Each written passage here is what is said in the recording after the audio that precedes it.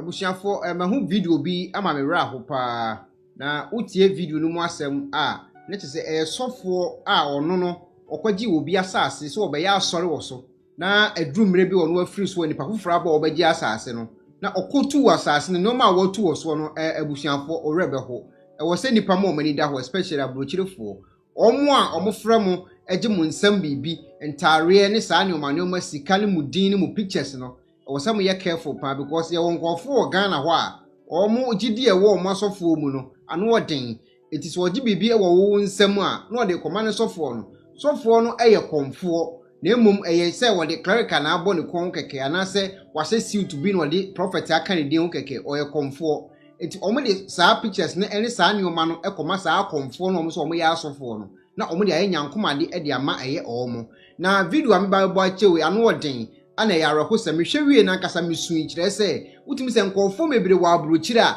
omukọ atete ni ohaw mu a ni nyina agina omo ankasa nkofo omo de omo eho nioma akoma asofo binom se omo de koya akwankyere se aida se ne sister na ne bra no fa sika mbre no ana se ni kunu no endo no mo ana se oji obi kunu na afi ni nsam edin bi be piepie mu audio we mu ano odin enti tienie ebia na okunu di wo ebia na okunu ate afa so woka hwe a wonte ase ebia na wo yere ate afa so ka hwe wonte ase ebia na unua bia na wabusuani bi edin aba bepie because edin na papa yi eweboyi video efri eye hell and heaven platform so ana mepeke na very dangerous and very serious am pese unya abotre na wutie nsem a ekoso ni ye na tie edin ni nso ye ebia na wudin akopie mu a ya kekere wo ni nyina ye sofo ana ye sa adwumadie no yanko he video ne mra sisia asofo aba eye wudifo ye criminals a omudi nyankopon din hwe as the Greener Educational Center ni mere chi ni nimse omu ne ba sofo no ho so sofo no na obi de ne ba ho a ya twere obi din weye Kwame Ofori nshow Kwame Ofori ana Laventa binso ya twere no ya tano a omude eye flowers bi flowers anade a aban bi ade ahyem abena ayi sugar nkofo din ya twere edi egu I James baby Perry. I want God to bless me to be a big man in my family and protect me with wisdom. Always receive money from somebody. Everything I do in this life, God should let it be great.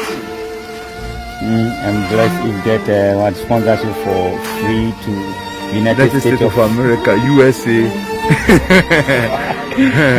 God, let my family be great. Own house, build our own house. That's it. Utin say enne nkofo a ya chichiri omu no. Omu nkofo ho beto omu pa. Be food otter. Keke. E ba to omu radio. So photo from. Radio. Nkofo ya chichiri omu. E wa ha. Ebi nie nkofo pictures a se omo an ba yi uso bi na do ba ye dia ene ye free ne na candles gallon ebubu oil bi fried tall ebubu oil edigum eniema asofo ni bi pa ye pa won so omo obai prayer won say the prayer there pray for me card and a healing card and a healing card mami bi na da papa bi picture na da yi nim so bi na do ba ya dia na de yi wa firi so wa so na ba ya dia na he bi a o picture da e da bonten je se enye asem kutuwa we suso e wo ho abena du fie bi a se oyo na yo to na 1000 o se 10000 a chese bibi su we mu chese o tin se ya chechire nkofo Mr. Frank Safo ehu ehu papa empane a yesada say hey life ehu oh you share onwe oh you say dem messe e wo ha yesu frɛ wa wo frɛ ho sa ye de communion wine festival cross abosonsom dread pa nkune ayi tese emo etimi me de obi enkyene ne mo ahoma tuntum ne credo ha tise bosom pa benyame fie achiwade aboman e kasa kire nkofo a omuntie sabi jimi ye faade esi wo ye asise jo ya comfort na so no entuma fita yo be yima me enwera fita mo fanko gudjem menya me ma ya chichire won yankopon sane wo dofo awrahu zedie ama eja Georgia kwabena Andrew Sampa kwabena entim Victor Osei kwabena Bones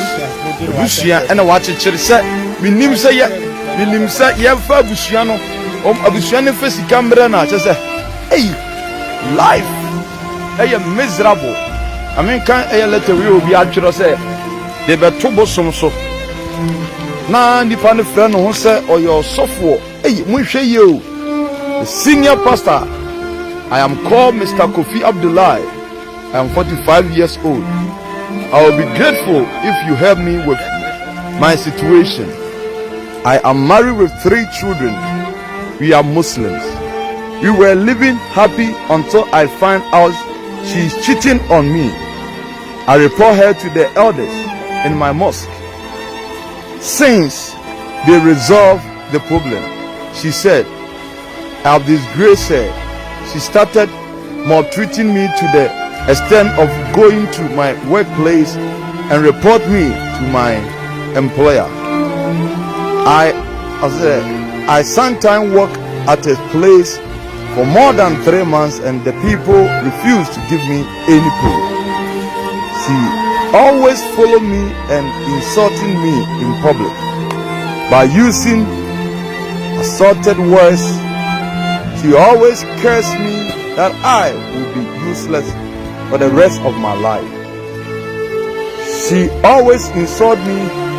in front of the children, and due to her behavior, the children too don't even respect me as a father. She poured urine on me and beated me up with a broom in front of the children and the neighbors.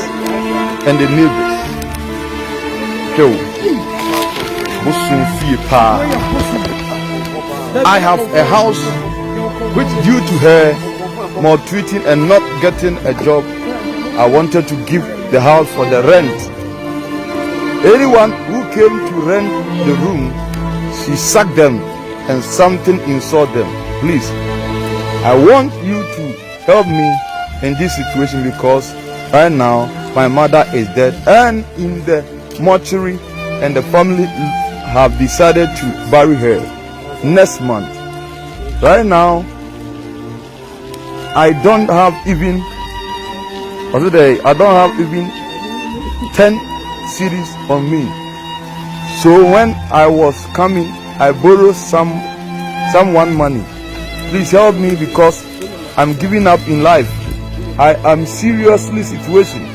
I promise to offer 400,000 or more if you help me in this situation. Thank you. Supreme, I, the owner of OK. This is my number. No. I'm in Cape Coast. The patrol hill. We show a incense. Incense. And I Milo.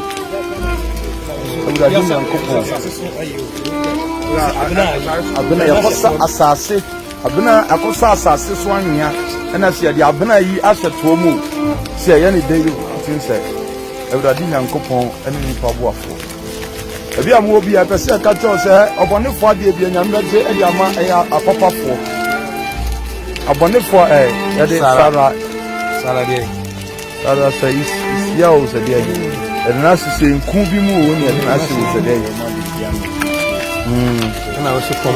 we so koma ya church we din kofodin edigwe hu ya ka kire mu se Yesu Kristo nkuto na je nkwa so ho ya kasa kire nyansafo o nya se bi okwasea a kire se monana mo homa me kasa kire na Awurade be ro ne honhom e di amamo ya niam ya kire nkofo a e bi o ma se ya ewe e di ahoma sorry fio nya busun fie ne ya kan osua kosua sorry fie ne ya kan waso Prince that's what you say devil pa ofo e do mo kosua na ehye bottle osua na ehye bottle mu nya teche ni be sanu wo mu nyina wo Yesu Kristo bi mu ni nyina agu wo e bi pese ho we dey sofo be ni ye mo ni bi wa hwese obi na hede ya ye that's all kind of akwanchere pasia senko a na ebi mo mo do mo ntade e ba ye ti se we be ma bi pa say ya wa say hwe nkofo ntade ababa wo we se o de broni na ba yo se Ethiopia ni o se wan ba ba me jana me ne we nya da ki odu da bi nyon wa nyon bi onya we o ti de nim se ma mi na de papa ba yo mo hwe mo fita na wa butu fie no we nya butu fie a sorry fie a obi ba je se ko de be ye camp o mu tu no ho ne ma na wa ha no ke onkra sofo ni wodi o be sra ba bi so be ya sore na hwe yo be wa ha enra koko a o mo de kofi o de aize kofi boatin o ho wira ne da ha no ebi mu ho kra na ebi mu ho kra na be hu se hanka ti bi a de ebo asa ne a chechere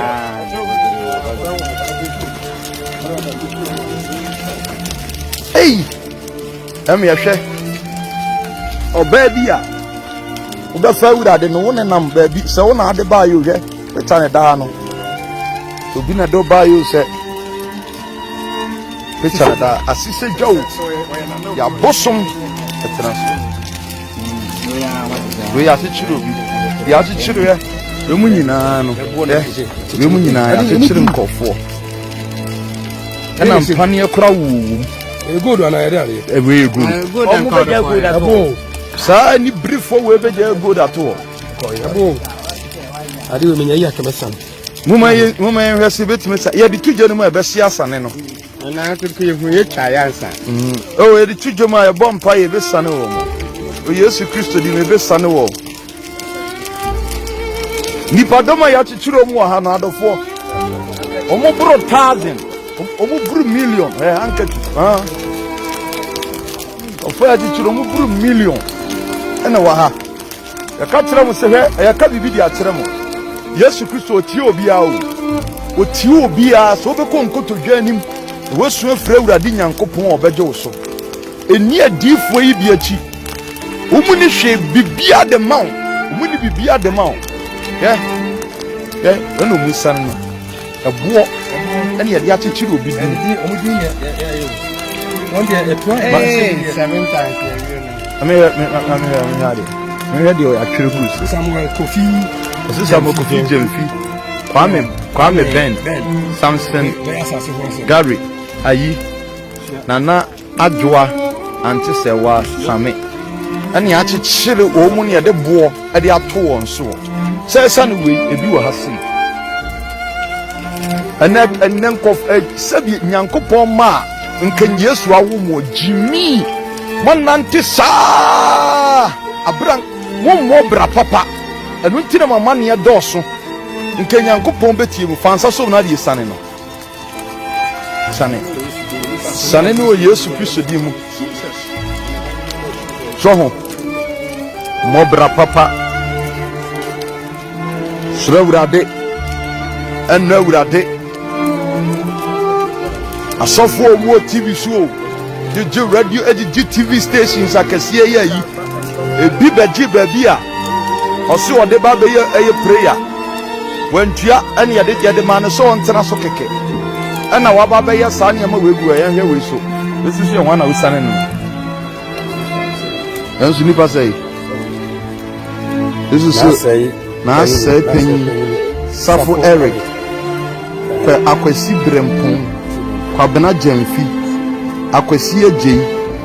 dada boatin ɛna teacher ade apel said they appeals you said they abafo ebi ni we so yɛ hwan ahaban akeka ahaban abom ɛna yakora bi na da ha ya papa bi na ti ha ya on pepa picture ya o papa bi o ɛna de na ba sɛ bos ɛna ba asɔre ti si ebe chichire no ɛna ewurade nsane mo ɛna fraito ya ɛde ɔho sɛ yɛatwerɛ obi din ne ɛde no ahyɛ mmɔtɔ mu o sɛ dɛn ɔti sɛ mmɔtɔ na ahyɛ mmɔtɔ mu asɔfoɔ no a mogye ɔmu die no o yɛka konkron yɛ kyerɛ mu a mo se yɛgu awareɛ yɛka konkron yɛ kyerɛ mu a mo se yɛ sɛ nyame adwuma na nyame so deɛ wɔ akoma mu kwasi asɛm koa na mo bi anim de wiase akyekyere obi yɛde ne din ayɛ yɛakyekyere no ɛwɔ ha anokora so ma kyekyere no ɛwɔ ha sei yɛka mu ntie abra Yesu Kristo mu nsane no abra Yesu Kristo ka kyerɛ mu sɛ cast your burden unto me because I care for you kɔfo ntade bɔsa sauce ne sɛ nneɛma ɛne ɛde ɔma ba ha sei ɔte aseɛ ɛdeɛ nko na wiase mo gye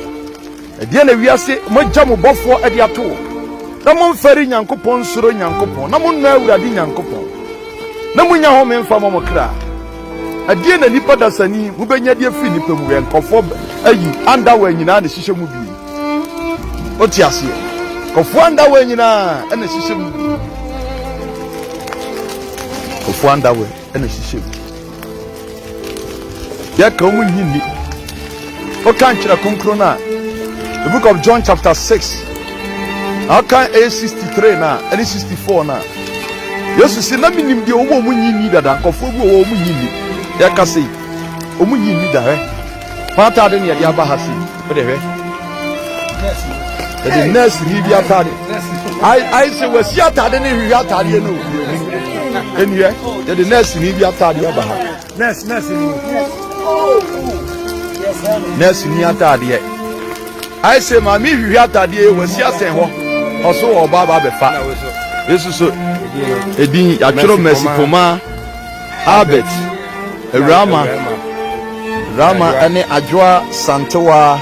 Yalbi Mr. Kech Kakari ena sister Fua yade o ma ba bosumfie na Satan munsane wo mo Yesu di mo ena eye ahase so se emo Yesu ya wan atade wa watade ayira na wo hwea uhu na bebio ahase enie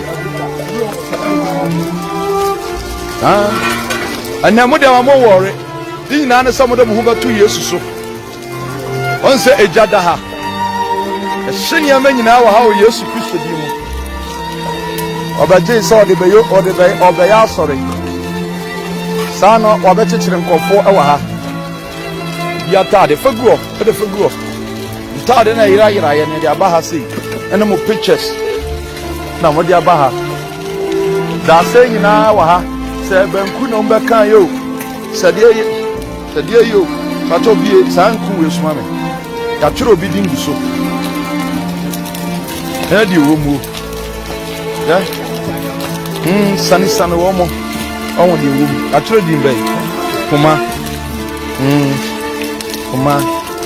tronko fodin bi mu so wa ya twero ndi wa sei ane ayi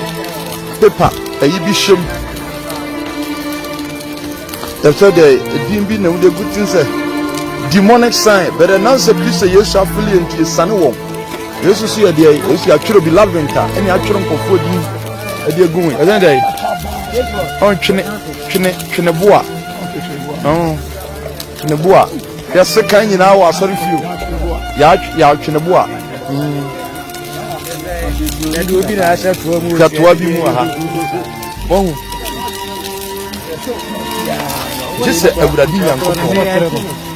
Se nipa na bra bae basa. Obi abra bae basa obi ntade. Oh Jesus. Awurade ehunu ye mmɔbɔ na mu bebre ye kan Yesu asam kyerɛ mu a momfa mo ntu Nyankopɔn so. Adofo wiase di bibia de ma ye o. Ye hunu fefefe kwa. He shall say the next 50 years en fana na wo. Huh? Ode hwe o. Eja na da ha yi. Mo ya na mo fa nso medum ja no na ama be ha dwen.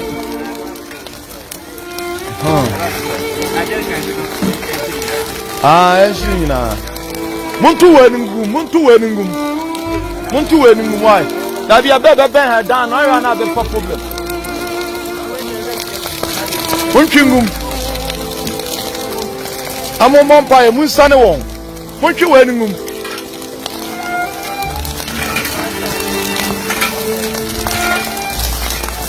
Erade moa emoa mo. Nipa isa no we ya chichiri wondin. Nyema ya uhu. Chichiri wondin. Achichiri no. Uba babra bossai enye ye jise Yesu Kristo bam.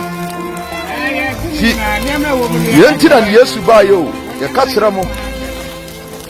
Tina de bia msi consuming fire ya nkofo mre bompa no. Bompa ni bi. Achichiri wa we enya o ma utisi de ahoma ka bebrebe ene de achichiri wa 1000 years nyanya me a ene ebe bia no yes asadi o sadi se mojo o se bia yo atwere nkofo di o aburuchire usika nyina de bebere saafo o so munyini chachiro mo wa mi ahe ne se edi bebrebe we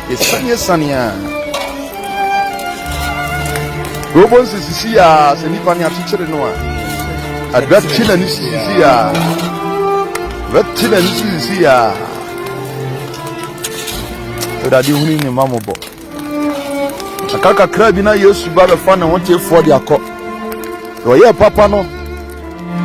e wo nkwa enyema no enya dija e bia tumi dija dia tumi ko fontade Fontade, oil, blue, black, green. And near me womb, assisted ja. Ne, in fried tall. That trunk of wood ding. And I'm panye. For the waters. Ne, ya born a ma.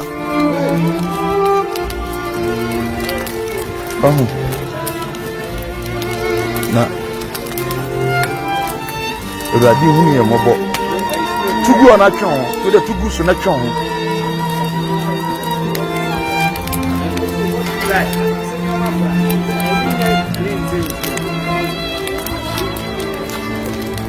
onch ede no wow oh Jesus erade hunu ye mobo it's so sad and pathetic. Nipada sani tinase tumi nyina we Yesu ho asenka okọ Awurade Nyankopɔn animu a obehunu mobodi tumi amawo na ade na dwuma unim kwa ya faso gi nyame nsem ade ahobrase otwen abotre Nyankopɔn suru ene ne kuradie emu ene ade gi Nyankopɔn nsem ade wanante ya obi a wakobosum obi a pen wanhwe Yesu sisi ya na ya money deliverance a onye wodie da ayi ni bi na ato wona na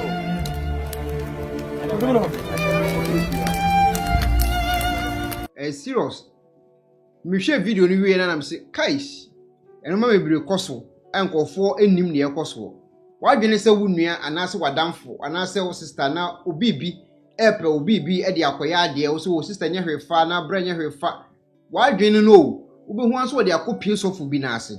sofo no ye konfo me so omo ye akonfo na emom no eye clerical na dressing keke bi na waye na ohunu so ye osofo so atase 99.9 asofo wo Ghana akonfo nko a wo hu video ahwe yi wei etimi ya asorifi wei ye frɛ wei asorifi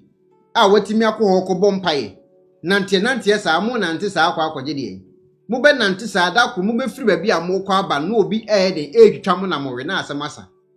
uti abrochire ye adwuma enu ntina saa sika yesema mo mfa ma asofo ndi mo de kọ no because ya chechire mu gu ba bi a mo kọ amagye mo ho anje video na ache ni nyina ebia na odi pie mu a na kafra ebia awusi atimi ahye na ma odi amede minimu but mo nhwɛ mo ho ye mo japade mo ntare ne mo neoma mo pictures a mo de mankofo bi no mo be hu anse egu abosom so enya asore de mo ya abosom fie no ode ko ye no na emom odi prophet ana ato no ho so keke ma woni nda ho de ye wa ha nyina no police nche because we ehunhun ma twem no okan ada se adi wana se adi obi ebi kura aye obi o hweme we police ntimi nkwache no wodi adwuma adi wawi de hia ne se esua de ye kan na twon hu fira asofo ne ho na ommema wankasa wo donsa sa guti asa akam e wa bere mfa so obi amba so mfa mawo tina wo dem bo wo mpaye ji ohu di twi hu firi bone ho enkwaji obi kunu enkwaji obi yere enko fa obi ajapade unya sika abo nyanka ekunafo ne eye emobro wafo tina ba bi didi good deda eno so ye adwuma e den a wanante asofo so anante